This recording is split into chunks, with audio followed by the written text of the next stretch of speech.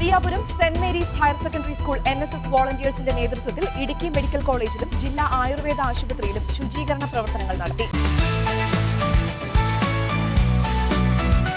Idukki medical കോളേജും ജില്ലാ ആയുർവേദ ആശുപത്രിയും ഉൾപ്പെടുന്ന രണ്ട് പ്രധാന ആരോഗ്യ കേന്ദ്രങ്ങൾ പരിസരത്തെ കാർപെട്ടുകൾ, പുല്ലു നീക്കം ചെയ്യൽ, പ്ലാസ്റ്റിക് മാലിന്യ ശേഖരണം, പാതകളും പ്രവേശന കവാടങ്ങളും വൃത്തിയാക്കൽ തുടങ്ങിയ പ്രവർത്തനങ്ങളാണ് നടന്നത്. ശുചീകരണ പ്രവർത്തനങ്ങൾക്ക് നേതൃത്വം നൽകിയത് സ്കൂൾ പ്രിൻസിപ്പാൾ ജോയി കെ ജോസും NSS പ്രോഗ്രാം ഓഫീസർ എബി അബ്രഹാമുമാണ്.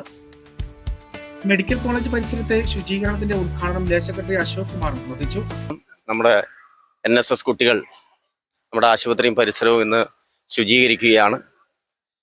നമുക്കറിയാം, ഇടുക്കിയിലെ കാലാവസ്ഥ പെട്ടെന്ന് തന്നെ ചെടി വളരും, വല്ലാണ്ട് കാട് മൂടും. അപ്പം ഇത്തരത്തിലുള്ളൊരു സേവന സന്നദ്ധതയോടുകൂടി കുട്ടികൾ മുന്നിട്ടിറങ്ങുന്നത് തീർച്ചയായും സ്വാഗതാർഹമാണ്. എല്ലാവർക്കും ആശംസകൾ നേരുന്നു.